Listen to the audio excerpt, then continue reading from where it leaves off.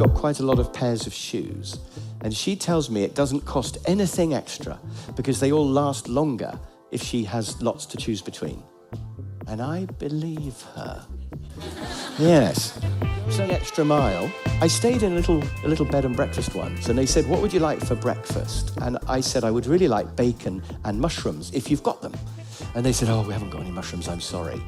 And I said, that's okay, I'll just have the bacon. So I had bacon. Then, about 6 months later, I stayed there again. And when I arrived, they said, we've got some mushrooms in, specially for you.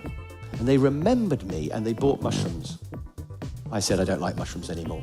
No, I didn't say that. I was a bit tempted. But I thought that was amazing. They'd remembered. It doesn't cost money, really. Very little money to buy the mushrooms. But it was just that they'd made that effort.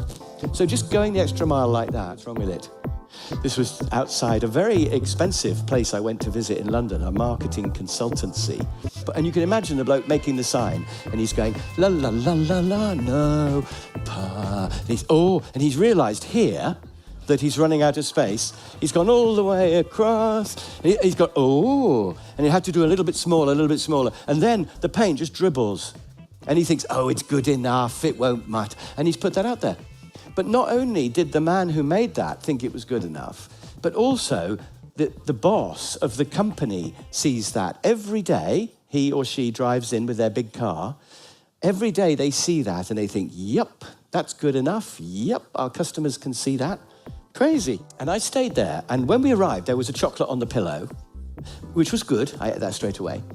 And the next morning, the wife and I went out, and then I remembered I'd left something behind, maybe my sunglasses or something. So I went back to the room. There was already another chocolate on my pillow. Normally, you don't get a chocolate the second night, do you? But there was already a chocolate on my pillow. So we did that, and I discovered that any time of day, when you leave your room, if you come back half an hour later, there's another chocolate.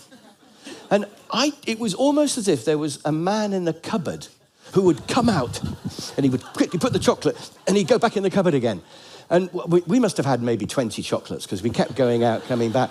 But I don't know how they did that. I still don't know how. Maybe as soon as you check out of reception, they go running up 6 floors with a chocolate. I don't know.